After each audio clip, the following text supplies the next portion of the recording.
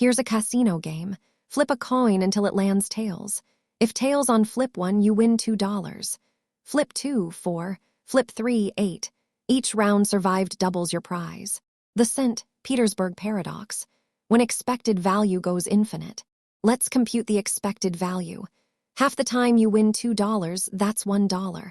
A quarter of the time you win 4, another $1. Eighth of the time, 8, another $1. Each term contributes 1.